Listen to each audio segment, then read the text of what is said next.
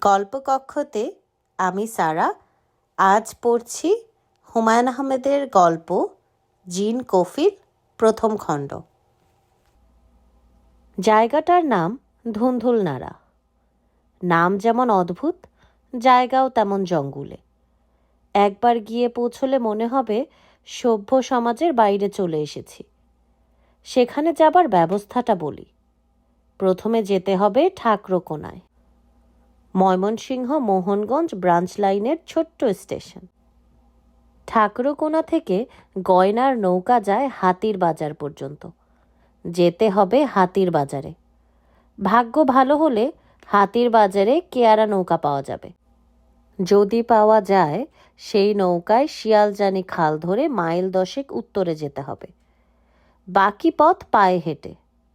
পেরুতে হবে মাঠ, ডব্য, জলাভূমি।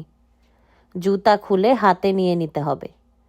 পা কাটবে ভাঙ্গা শামুকে। গোটা 20 যোগ ধরবে। বিশ্রী অবস্থা। কতটা হাঁটতে হবে তারও অনুমান নেই। এক একজন এক এক কথা বলবে।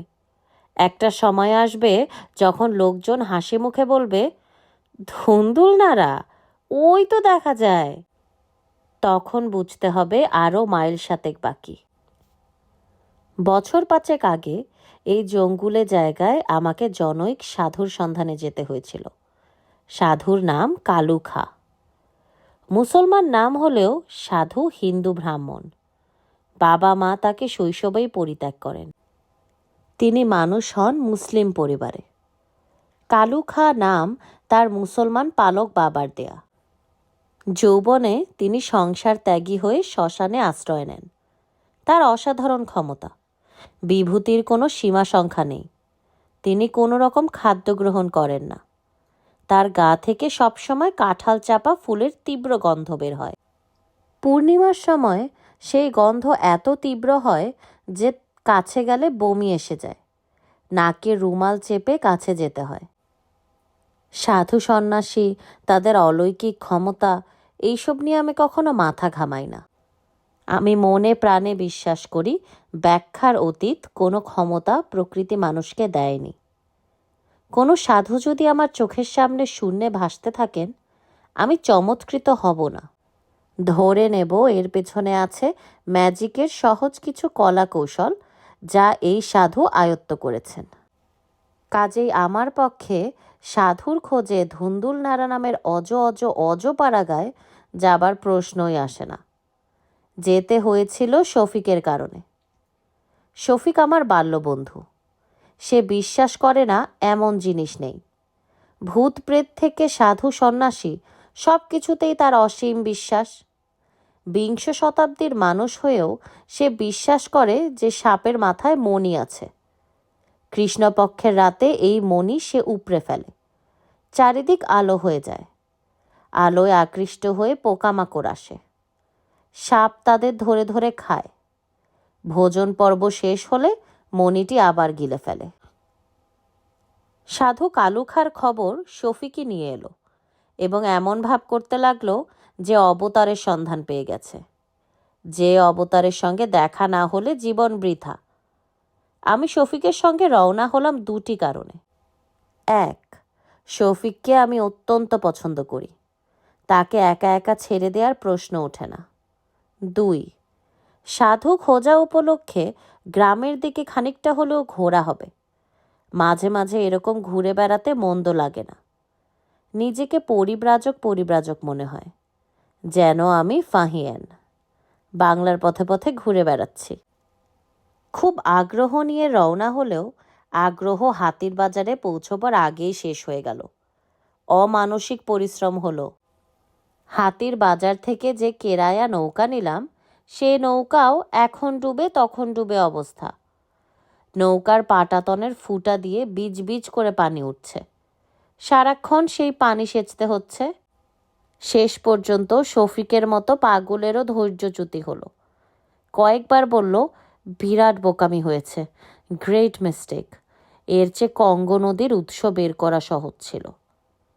আমি বললাম, এখনো সময় আছে, ফিরে যাবি কিনা বল। আরে না, এত দূর এসে ফিরে যাব মানে? ভালো জিনিসের জন্য কষ্ট করতেই হয়। জাস্ট চিন্তা করে দেখ, একজন মানুষের গা থেকে ভুর ভুর করে কাঁঠাল চাপা ফুলের গন্ধ বেরুচ্ছে। ভাবতেই গায়ের লোম খাড়া হয়ে যাচ্ছে। How exciting! সন্ধ্যার পরপর ধুন্দুলনাড়া গ্রামে উপস্থিত হলাম। কাদায় পানিতে মাখামাখি। 3 বার বৃষ্টিতে ভিজেছি। ক্ষুধা এবং তৃষ্ণায় জীবন বের হবার উপক্রম। বিদেশি মানুষ দেখলেই গ্রামের লোকজন সাধারণত খুব আগ্রহ নিয়ে এগিয়ে আসে। এইখানে উল্টো নিয়ম দেখলাম। আমাদের ব্যাপারে কারো কোনো আগ্রহ নেই। কোত্থেকে এসেছি, যাব কোথায়, এইটুকু দায়িত্ব পালন করার ভঙ্গিতে জিজ্ঞেস করেই সবাই চলে যাচ্ছে। এ কি যন্ত্রণা! সাধু কালু খাঁকে দেখেও খুব হতাশ হতে হলো। বদ্ধ উন্মাদ একজন মানুষ। শ্মশানে একটা পাকুর গাছের নিচে ন্যাংটো অবস্থায় বসা। আমাদের দেখেই গালাগালি শুরু করলো। গালাগালি যে এত নোংরা হতে পারে তা আমার ধারণার বাইরে ছিল। আমাকে এবং শফিককে কালু ঘাস সবচেয়ে ভদ্র কথা যা বলল তা হচ্ছে, বাড়িত যা, বাড়িত গিয়া খাবলাইয়া খাবলাইয়া গু খা। আমি হতভম্ব। ব্যাটা বলে কি? শফিকের দিকে তাকালাম। সে ভাব গদগদ স্বরে বলল, লোকটার ভেতর জিনিস আছে বলে মনে হচ্ছে। আমি বললাম, কি করে বুঝলি? আমাদের গু খেতে বলেছে এই জন্যে? আরে না, সে আমাদের এড়াতে চাচ্ছে। মানুষের সংসর্গ পছন্দ নয়। মানুষের হাত থেকে উদ্ধার পাওয়ার এটা একটা সহজ টেকনিক। লোকটা যে বদ্ধ উন্মাদ তা তোর মনে হচ্ছে না? তাও মনে হচ্ছে, তবে একটা প্রবাবিলিটি আছে যে সে উন্মাদ না। গ্রামের কয়েকজন বয়স্ক মানুষ আমাদের সঙ্গে আছেন। সাধুর প্রতি তাদের ভক্তি শ্রদ্ধাও শফিকের মতোই। তাদের একজন বললেন, বাবার মাথা এখন একটু গরম। আমি বিরক্ত গলায় বললাম, মাথা ঠান্ডা হবে কখন? ঠিক নাই, চাঁদের সঙ্গে যোগাযোগ। চাঁদের সঙ্গে যোগাযোগ মানে? অমাবস্যা পূর্ণিমায় মাথা গরম থাকে। এই ব্যাপারেও মতভেদ দেখা গেল। একজন বলল অমাবস্যা পূর্ণিমাতেই মাথাটা ঠান্ডা থাকে, অন্য সময় গরম। বাবার কাছে মাসের পর মাস পড়ে থাকতে হয়, অপেক্ষা করতে হয় কখন বাবার মাথা ঠান্ডা হবে। আমি বললাম, শফিক, বাবার গা থেকে ফুলের গন্ধ তো আমি কিছু পাচ্ছি না। আমাদের যে দ্রব্য খেতে বলেছিল তার গন্ধ পাচ্ছি। তুই কি পাচ্ছিস? শফিক জবাব দেবার আগেই আমাদের সঙ্গী মানুষদের একজন ভীত গলায় বললেন, একটু দূরে যান, বাবা এখন ঢিল মারব। আইজ মনে হইতেছে বাবার মিজাজ বেশি খারাপ।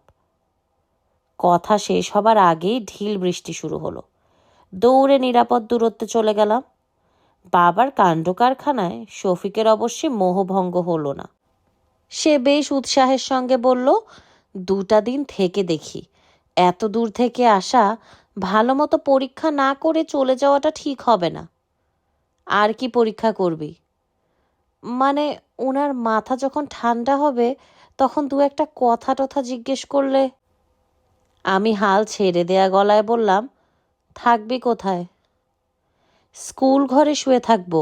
খানিকটা কষ্ট হবে, কি আর করা, কষ্ট বিনে কেষ্ট মেলে না। জানা গেল এই গ্রামে কোনো স্কুল নেই। পাশের গ্রামে প্রাইমারি স্কুল আছে, এখান থেকে 6 মাইলের পথ। তবে গ্রামে পাকা মসজিদ আছে। অতিথি মোসাফির এলে মসজিদে থাকে। মসজিদের পাশেই ইমাম সাহেব আছেন। তিনি অতিথিদের খোঁজ খবর করেন, প্রয়োজনে খাবার দাওয়ার ব্যবস্থা করেন। আমি খুব একটা উৎসাহ বোধ করলাম না। গ্রামের একজনকে জিজ্ঞেস করলাম, ইমাম সাহেব লোক কেমন? সে অনেকক্ষণ চুপ থেকে দার্শনিকদের মতো বলল, ভালোয় মন্দয় মিলাইয়া মানুষ, কিছু ভালো কিছু মন্দ। এই উত্তরও আমার কাছে খুব সন্দেহজনক মনে হলো। উপায় নেই, আকাশে আবার মেঘ জমতে শুরু করেছে। রওনা হলাম মসজিদের দিকে। গ্রামের লোকগুলো অভদ্রের চূড়ান্ত, কেউ সঙ্গে এলো না। কিভাবে যেতে হবে তাই বলেই ভাবল আমাদের জন্য অনেক করা হয়েছে। মসজিদ খুঁজে বের করতেও অনেক সময় লাগলো।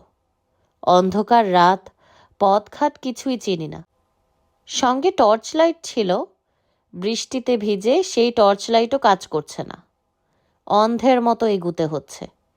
যাকেই জিজ্ঞেস করি সেই খানিকটা জেরা করে। জুম্মা ঘরে যাইতে চান কেন? কার কাছে যাইবেন? আপনার পরিচয়? শেষ পর্যন্ত মসজিদ পাওয়া গেল। গ্রামের একেবারে শেষ প্রান্তে একটা খালের পাশে মসজিদ। মসজিদের বয়স খুব কম করে হলেও 200 বছরের কম হবে না। বিশাল স্তূপের মতো একটা ব্যাপার। সেই স্তূপের সবটাই শ্যাওলায় ঢাকা। গা বেয়ে উঠেছে বট গাছ। সব মিলিয়ে কেমন গা ছমছমানি ব্যাপার আছে। আমাদের সারা শব্দ পেয়ে হারিকেন হাতে ইমাম সাহেব চলে এলেন। ছোটখাটো মানুষ, খালি গা, কাঁধে গামছা চাদরের মতো জড়ানো। বয়স 40-এর মতো হবে। দাড়িতে তাকে খানিকটা আর্নেস্ট হেমিংয়ের মতো দেখাচ্ছে। আমার ধারণা ছিল মসজিদে রাত্রি যাপন করব শুনে তিনি বিরক্ত হবেন। হলো উল্টোটা। তাকে আনন্দিত মনে হলো। নিজেই বালতি করে পানি এনে দিলেন, গামছা আনলেন। দুজোড়া খড়ম নিয়ে এলেন। শফিক বলল, ভাই, আমাদের খাওয়া দাওয়া দরকার, সারাদিন উপাস, টাকা পয়সা নিয়ে যদি খাওয়ার ব্যবস্থা করেন। ইমাম সাহেব বললেন, ব্যবস্থা হবে জনাব, আমার বাড়িতেই গরিবী হালতে ডাল ভাতের ব্যবস্থা। নাম কি আপনার? মুন্সি এরতাজ উদ্দিন। থাকেন কোথায়? আশেপাশেই? মসজিদের পেছনে ছোট্ট একটা টিনের ঘর আছে। কে কে থাকেন? আমার স্ত্রী, আর কেউ না। ছেলে মেয়ে? ছেলে মেয়ে নাই জনাব। আল্লাহ পাক সন্তান দিয়েছিলেন, তাদের হায়াত দেন নাই। হায়াত মত সবই আল্লাহ পাকের হাতে। আপনারা হাত মুখ ধুয়ে বিশ্রাম করেন, আমি আসতেছি। ভদ্রলোক ছোট ছোট পা ফেলে অন্ধকারে অদৃশ্য হয়ে গেলেন। শফিক বলল, ইমাম সাহেবকে নিতান্ত ভদ্রলোক বলে মনে হচ্ছে। My dear type. মনে হচ্ছে আমাদের দেখে খুশি হয়েছেন। আমি বললাম, ভদ্রলোক জঙ্গুলে জায়গায় একা পড়ে আছেন, আমাদের দেখে সেই কারণেই খুশি। এই মসজিদে নামাজ পড়তে কেউ আসে বলে আমার মনে হয় না। বুঝলি কি করে? লোকজনের যাতায়াত থাকলে পায়ে চলার পথ থাকতো, পথ দেখলাম না। শফিক হাসতে হাসতে বলল, মিসির আলির সঙ্গে থেকে থেকে তোর অবজারভেশন পাওয়ার বেড়েছে বলে মনে হয়। কিছুটা তো বেড়েছেই। ইমাম সাহেব আমাদের বসিয়ে রেখে যে চলে গেলেন, কি নিয়ে ফিরবে জানিস? কি নিয়ে? 2 হাতে 2টা কাটা ডাব নিয়ে। এই তোর অনুমান? আমি হাসি মুখে বললাম, মিসির আলি থাকলে এই অনুমানই করতেন। অনুমানের ভিত্তি হচ্ছে গ্রামে প্রচুর ডাব গাছ, অতিথিদের ডাব দেয়া সনাতন রীতি। লজিক তো ভালোই মনে হচ্ছে। আমার লজিক ভুল প্রমাণ করে মুন্সি এরতাজ উদ্দিন ট্রে হাতে উপস্থিত হলেন। ট্রেতে 2 কাপ চা, 1 বাটি তেল মরিচ মাখা মুড়ি। এই অতিপাড়াগা জায়গায় অভাবনীয় ব্যাপার তো বটেই। মফস্বলের চা অতিরিক্ত গরম, অতিরিক্ত মিষ্টি এবং অতিরিক্ত কড়া হয়। তবু চা হচ্ছে চা। 24 ঘন্টা পর প্রথম চায়ে চুমুক দিলাম। মনটা ভালো হয়ে গেল। চমৎকার চা। বিস্মিত হয়ে বললাম, চা কে বানিয়েছে? আপনার স্ত্রী? ইমাম সাহেব লাজুক মুখে বললেন, জি, তার চায়ের অভ্যাস আছে। শহরের মেয়ে। আমার শ্বশুর সাহেব হচ্ছেন নেত্রকোনার বিশিষ্ট মোক্তার মমতাজ উদ্দিন। নাম শুনেছেন বোধহয়। আমরা এমন ভঙ্গি করলাম যে নামটা আমাদের কাছে অপরিচিত নয়, আগে অনেকবার শুনেছি। ইমাম সাহেব বললেন, আমি চা খাই না, আমার স্ত্রীর চায়ের অভ্যাস আছে। শহর থেকে ভালো চায়ের পাতা এনে দিতে হয়। বিরাট খরচান্ত ব্যাপার। আপনি কি ইমামতি ছাড়া আর কিছু করেন? জি না, সামান্য জমি জমা আছে, আধি দেই।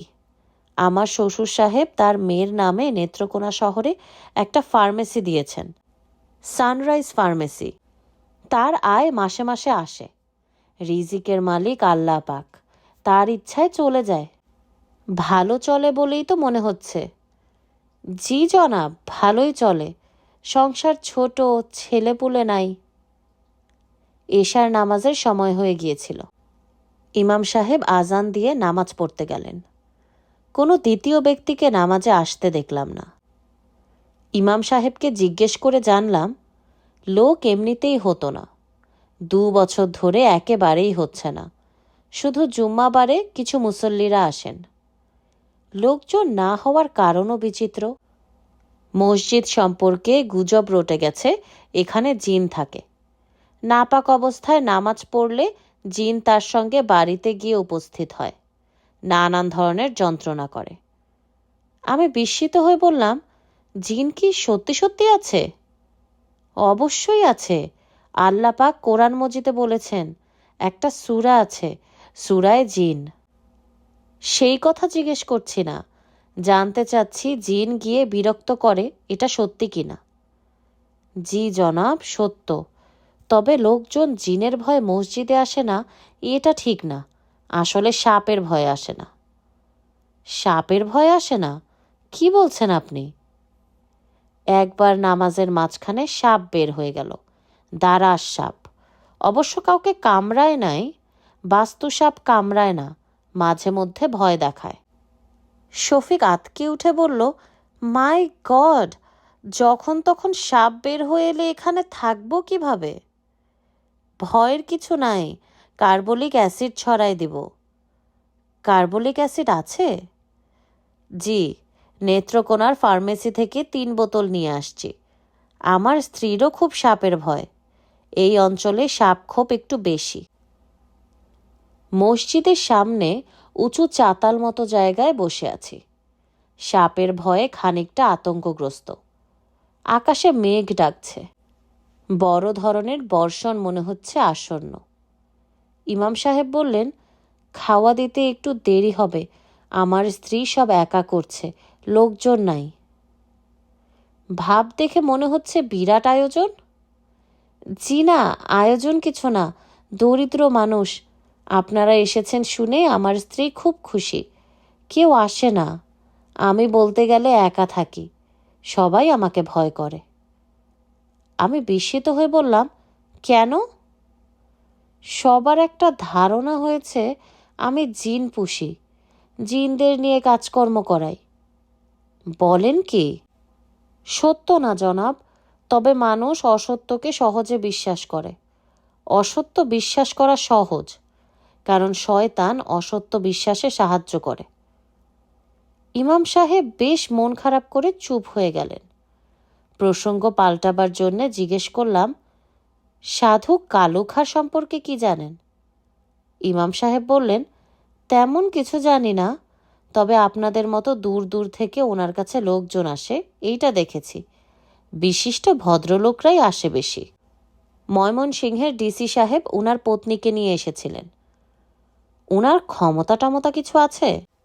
মনে হয় না, কুৎসিত গালাগালি করেন। কালেম মানুষের এই রকম গালিগালাজ করার কথা না। তাছাড়া কালুখার কারণে অনেক বেদাতি কাণ্ডকারখানা হয়, এইগুলাও ঠিক না। কি কাণ্ডকারখানা হয়? উনি নগ্ন থাকেন, এই জন্য অনেকের ধারণা নগ্ন অবস্থায় তার কাছে গেলে তার মেজাজ ঠিক থাকে। অনেকেই নগ্ন অবস্থায় যান। সে কি? উনি পাগল মানুষ, সমস্যার কারণে যারা তার কাছে আসেন তারাও এক অর্থে পাগল। পাগল মানুষের কাজকর্ম তো ওই একই রকমই হয়। সমস্যা হলে তার পরিত্রাণের জন্য আল্লাহ পাকের দরবারে কান্নাকাটি করতে হয়। মানুষ তা করে না, সাধু সন্ন্যাসী পীর ফকির খোঁজে। ইমাম সাহেবের কথাবার্তায় আমি অবাক হলাম। পরিষ্কার চিন্তাভাবনা। গ্রাম্য মসজিদের ইমামের কাছ থেকে এমন যুক্তিনির্ভর কথা আশা করা যায় না। লোকটির প্রতি আমার এক ধরনের শ্রদ্ধাবোধ তৈরি হলো। তাছাড়া ভদ্রলোকের আচার আচরণেও সহজ সারল্য আছে, যে সারল্যর দেখা সচরাচর পাওয়া যায় না। রাত 9টার দিকে ইমাম সাহেব বললেন, চলেন যাই, খানা বোধহয় এর মধ্যে তৈরি হয়েছে। ডাল ভাত এর বেশি কিছু না, নিজ গুণে ক্ষমা করে 4টা মুখে দিবেন। ইমাম সাহেবের বাড়িটা ছোট্ট টিনের 2 কামরার বাড়ি, 1 চিলতে উঠোন, বাড়ির চারদিকে দরমার বেড়া। আমাদের ঘরে নিয়ে বসানো হলো। মেঝেতে শতরঞ্জি বেছানো, থালা বাসন সাজানো। আমরা সঙ্গে সঙ্গে খেতে বসে গেলাম। খাবারের আয়োজন অল্প হলেও ভালো। সবজি, ছোট মাছের তরকারি, ডাল এবং টক জাতীয় একটি খাবার। ইমাম সাহেব আমাদের সঙ্গে বসলেন না, খাবার পরিবেশন করতে লাগলেন। খাবারের শেষ পর্যায়ে আমাদের অবাক করে দিয়ে ইমাম সাহেবের স্ত্রী ঘরে ঢুকলেন এবং শিশুর মতো কৌতূহলী চোখে আমাদের দিকে তাকিয়ে রইলেন। ব্যাপারটা এত আচমকা ঘটল যে আমি বেশ হকচকিয়ে গেলাম। অজপাড়াগায় এটা অভাবনীয়, কঠিন পর্দা প্রথাই আশা করেছিলাম। আমি খানিকটা সংকুচিত হয়ে রইলাম। ইমাম সাহেবকেও দেখলাম খুবই অপ্রস্তুত বোধ করছেন। শফিক মেয়েটির দিকে তাকিয়ে বলল, আপনি কেমন আছেন? ইমাম সাহেব স্ত্রীর সঙ্গে সঙ্গে বললেন, ভালো নাই। আমার সঙ্গে একটা জিন থাকে। জিনটার নাম কফিল। কফিল আমারে খুব ত্যক্ত করে। শফিক হতভম্ব হয়ে বলল, আপনি কি বললেন বুঝলাম না। মেয়েটি যন্ত্রের মতো বলল, আমার সঙ্গে একটা জিন থাকে। জিনটার নাম কফিল। কফিল আমারে বড় যন্ত্রণা করে। শফিক অবাক হয়ে তাকালো আমার দিকে। আমি নিজেও বিস্মিত। ব্যাপার কি কিছুই বুঝতে পারছি না। ইমাম সাহেব স্ত্রীর দিকে তাকিয়ে বললেন, লতিফা, তুমি একটু ভিতরে যাও। ভদ্রমহিলা তীক্ষ্ণ গলায় বললেন, কেন কেন ভিতরে কেন? থাকলে কি অসুবিধা? উনাদের সঙ্গে কিছু কথা বলবো। তুমি না থাকলে ভালো হয়। সব কথা মেয়ে ছেলেদের শোনা উচিত না।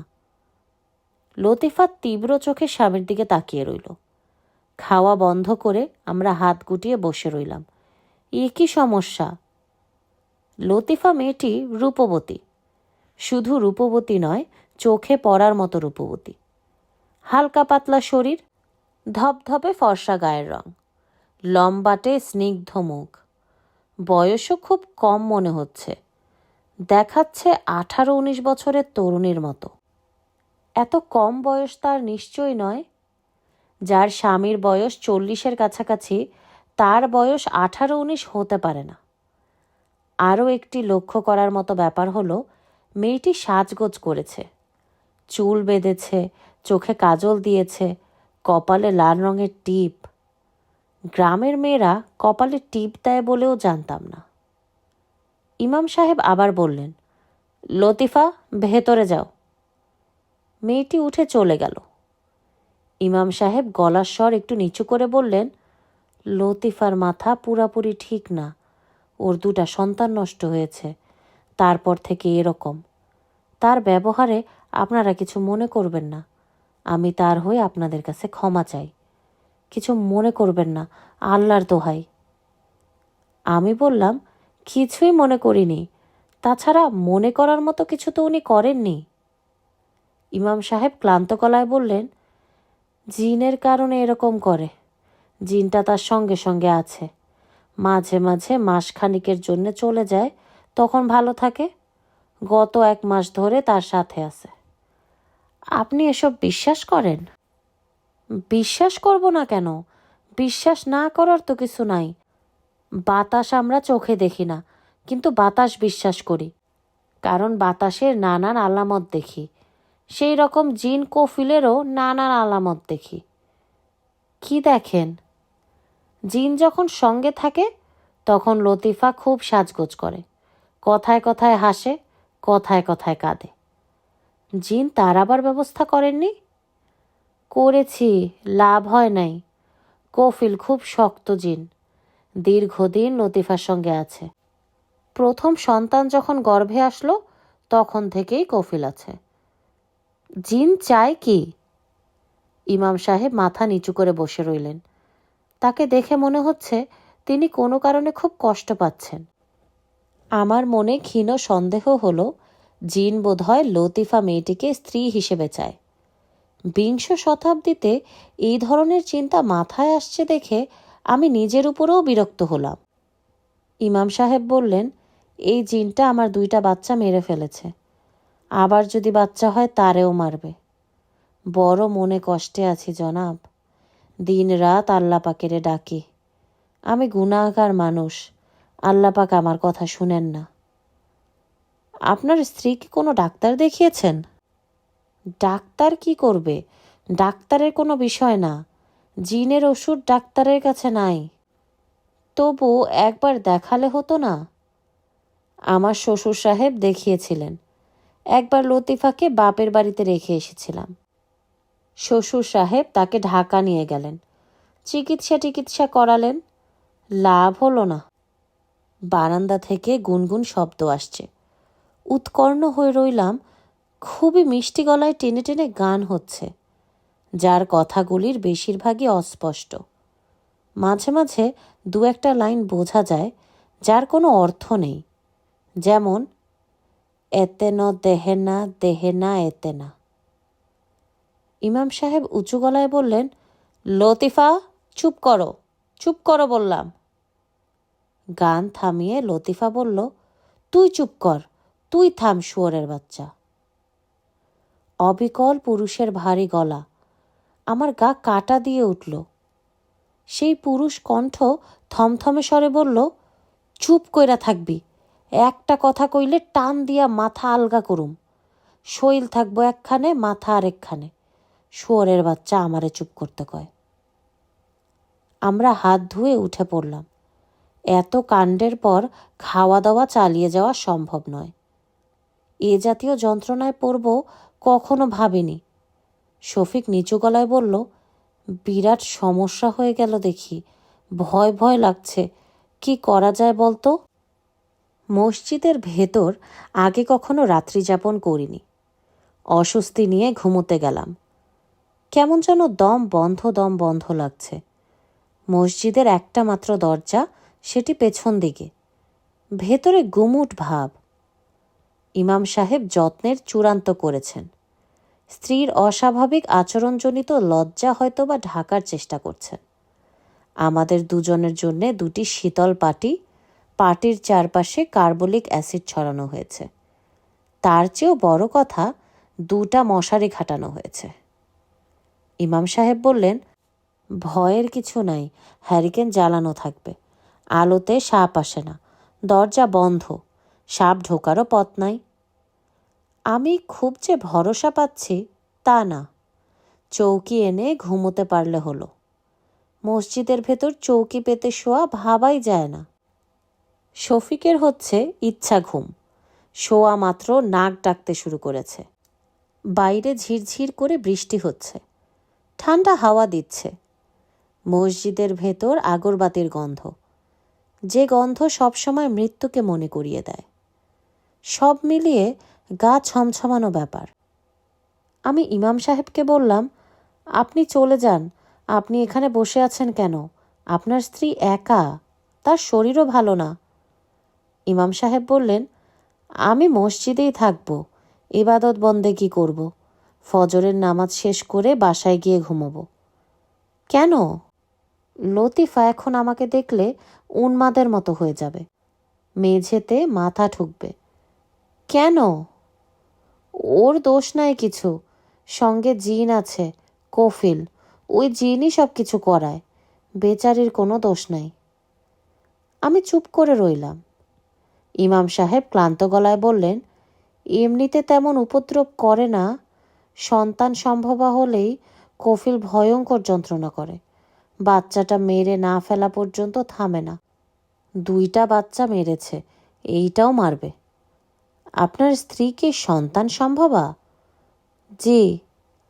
আপনি কি নিশ্চিত যে পুরো ব্যাপারটা জিন করছে, অন্য কিছু না? জি নিশ্চিত। জিনের সঙ্গে আমার মাঝে মধ্যে কথা হয়। অবিশ্বাস্য সব কথাবার্তা বলছেন আপনি। অবিশ্বাস্যের কিছু নাই, একদিনের ঘটনা বলি তাহলে বুঝবেন। ভাদ্র মাস, খুব গরম। একটা ভেজা গামছা শরীরে জড়ায় এশার নামাজে দাঁড় হয়েছি। মসজিদে আমি একা, আমি ছাড়া আর কেউ নাই। হঠাৎ দপ করে হারিকেনটা নিভে গেল। চমকে উঠলাম। তারপর শুনি মসজিদের পেছনের দরজা থেকে ধূপ ধূপ শব্দ। খুব ভয় লাগলো। নামাজ ছেড়ে উঠতে পারি না, নামাজে মনও দিতে পারি না।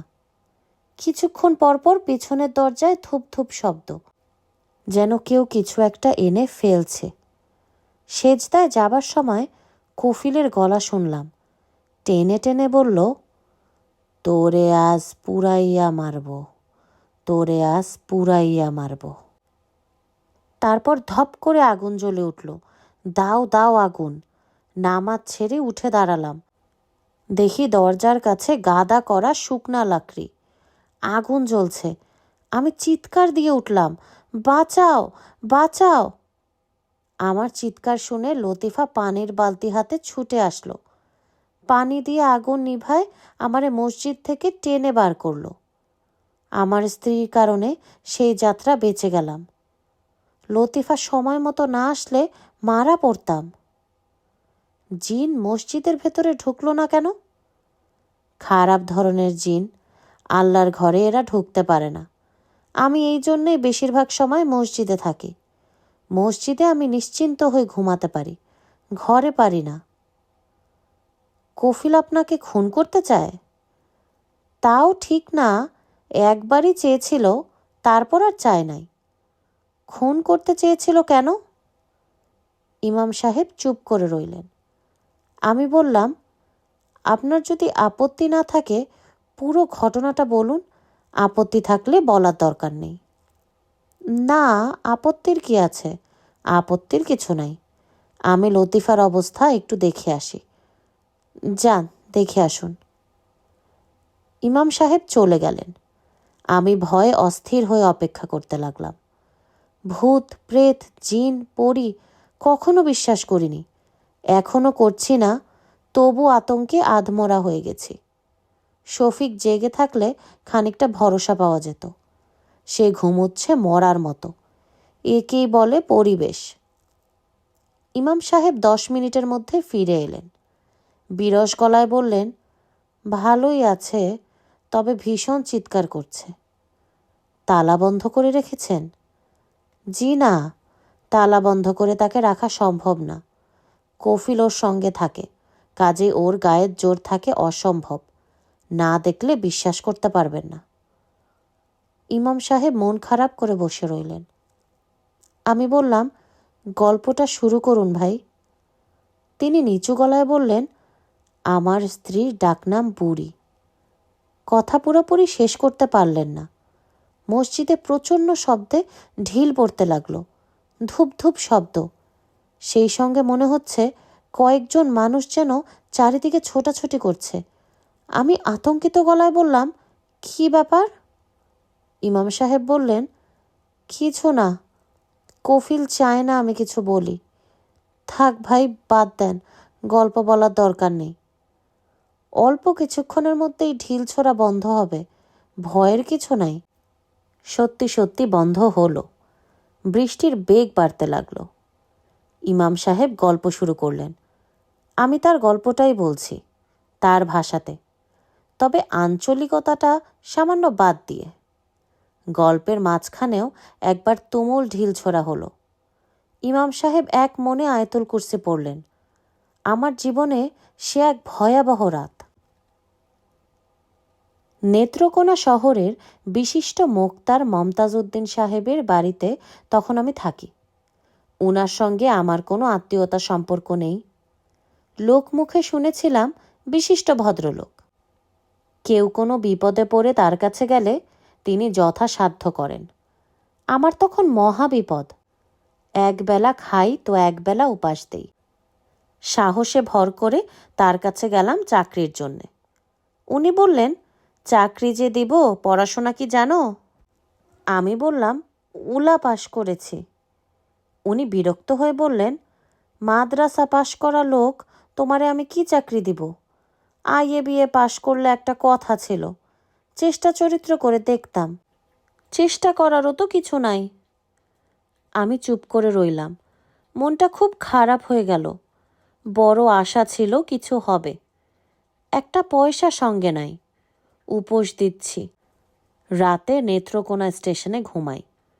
মমতাজ সাহেব বললেন, তোমাকে চাকরি দেওয়া সম্ভব না, নাও এই 20টা টাকা রাখো, অন্য কারো কাছে যাও। মসজিদে খোঁজ টোজ নাও, ইমামতি পাও কিনা দেখো। আমি টাকাটা নিলাম। তারপর বললাম, ভিক্ষা নেওয়া আমার পক্ষে সম্ভব না।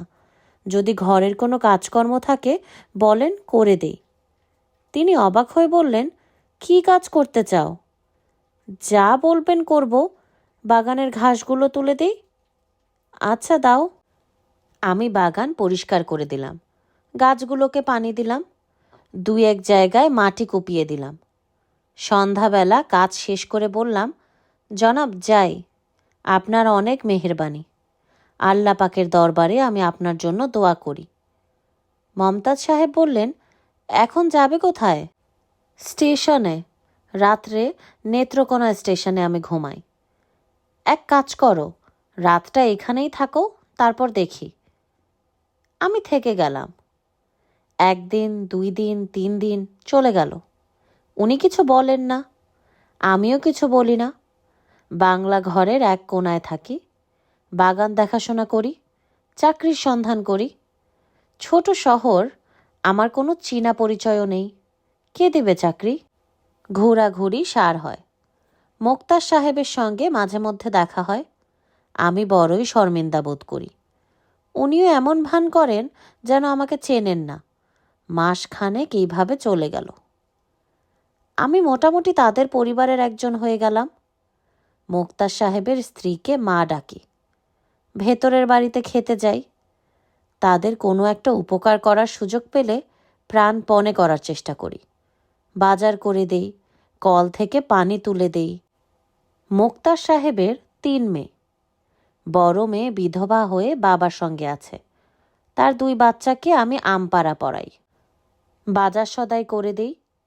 টিপ কল থেকে রোজ 6-7 বালতি পানি তুলে দিই। মোক্তার সাহেবের কাছে যখন মক্কেলরা আসে তখন ঘন ঘন তামাক খান। সেই তামাকও আমি সেজে দেই। চাকর বাকরের কাজ আমি আনন্দের সঙ্গেই করি। মাঝে মাঝে মনটা খুবই খারাপ হয়। দরজা বন্ধ করে এক মনে কোরআন শরীফ পড়ি। আল্লাহ পাকরে বলি, হে আল্লাহ, আমার একটা উপায় করে দাও। কতদিন আর মানুষের বাড়িতে অন্ন দাস হয়ে থাকব? আল্লাহ পাক মুখ তুলে তাকালেন। সিদ্দিকুর রহমান সাহেব বলে এক ব্যবসায়ী বলতে গেলে সেধে আমাকে চাকরি দিয়ে দিলেন। চালের আড়তে হিসাবপত্র রাখা। মাসিক বেতন 500 টাকা। মোক্তার সাহেবকে সালাম করে খবরটা দিলাম। উনি খুবই খুশি হলেন। বললেন, তোমাকে অনেক দিন ধরে দেখতেছি, তুমি সৎ স্বভাবের মানুষ। ঠিক মতো কাজ করো, তোমার আয় উন্নতি হবে। আর রাতে তুমি আমার বাড়িতেই থাকো, তোমার কোনো অসুবিধা নাই। খাওয়া দাওয়াও এইখানেই করবে। তোমাকে আমি ঘরের ছেলের মতোই দেখি। আনন্দে মনটা ভরে গেল, চোখে পানি এসে গেল। আমি মোক্তার সাহেবের কথা মতো তার বাড়িতেই থাকতে লাগলাম। ইচ্ছা করলে চালের আড়তে থাকতে পারতাম, মন টানল না। তাছাড়া মোক্তার সাহেবের বাগানটা নিজের হাতে তৈরি করেছি। দিনের মধ্যে কিছুটা সময় বাগানে না থাকলে খুব অস্থির অস্থির লাগে। 1 মাস চাকরির পর প্রথম বেতন পেলাম। 500 টাকার বদলে সিদ্দিকুর রহমান সাহেব 600 টাকা দিয়ে বললেন, তোমার কাজকর্ম ভালো, এইভাবে কাজকর্ম করলে বেতন আরও বাড়িয়ে দেব। আমার মন বড় আনন্দ হলো। আমি তখন একটা কাজ করলাম, পাগলামিও বলতে পারেন। বেতনের সব টাকা খরচ করে মোক্তার সাহেবের স্ত্রী এবং তার 3 মেয়ের জন্য 3টা শাড়ি কিনে ফেললাম। টাঙ্গাইলে সুতি শাড়ি। মোক্তার সাহেবের জন্য একটা খদ্দরের চাদর। মোক্তার সাহেবের স্ত্রী বললেন, তোমার কি মাথাটা খারাপ? এটা তুমি কি করলা? বেতনের প্রথম টাকা তুমি তোমার আত্মীয় স্বজনের জন্য জিনিস কিনবা, বাড়িতে টাকা পাঠাইবা। আমি বললাম, মা, আমার আত্মীয় স্বজন কেউ নাই, আপনারাই আমার আত্মীয় স্বজন।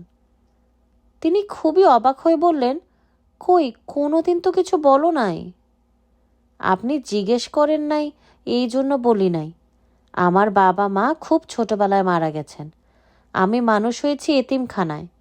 এতিমখানা থেকেই উলাপাস করেছি। উনি আমার কথায় মনে খুব কষ্ট পেলেন। উনার মনটা ছিল পানির মতো, সব সময় টলটল করে। উনি বললেন, কিছু মনে নিও না, আমার আগেই জিজ্ঞেস করা উচিত ছিল। তুমি আমার মা ডাকো আর আমি তোমার সম্পর্কে কিছুই জানি না। এইটা খুবই অন্যায় কথা, আমার খুব অন্যায় হয়েছে। তিনি তার 3 মেয়েরে ডেকে বললেন, তোমরা এরে আইজ থাইক্কা নিজের ভাইয়ের মতো দেখবা, মনে করবা তোমরার এক ভাই, তার সামনে পর্দা করার দরকার নাই।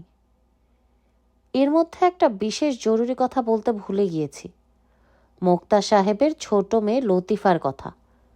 এই মেয়েটা পরীর মতো সুন্দর, একটু পাগল ধরনের, নিজের মনে কথা বলে, নিজের মনে হাসে, যখন তখন বাংলা ঘরে চলে আসে, আমার সঙ্গে 2-1টা টুকটাক কথাও বলে, অদ্ভুত সব কথা। একদিন এসে বলল, এই যে মৌলানা সাহেব, একটা কথা জিজ্ঞেস করতে আসছি, আচ্ছা বলেন তো, শয়তান পুরুষ না মেয়ে ছেলে? আমি বললাম, শয়তান পুরুষ। লতিফা বলল, আল্লাহ মেয়ে শয়তান তৈরি করেন নাই কেন? আমি বললাম, তা তো জানি না, আল্লাহ পাকের ইচ্ছার খবর কেমনে জানবো, আমি অতি তুচ্ছ মানুষ। কিন্তু শয়তান যে পুরুষ তা আপনি জানেন? জানি। আপনি ভুল জানেন, শয়তান পুরুষও না, স্ত্রীও না, শয়তান আলাদা এক জাত। আমি মেয়েটার বুদ্ধি দেখে খুবই অবাক হই। এই রকম সে প্রায়ই করে। একদিনের কথা, ছুটির দিন, দুপুরবেলা, বাংলা ঘরে আমি ঘুমাচ্ছি, হঠাৎ ঘুম ভেঙে গেল। অবাক হয়ে দেখি লতিফা আমার ঘরে। আমি ধর্মর করে উঠে বসলাম।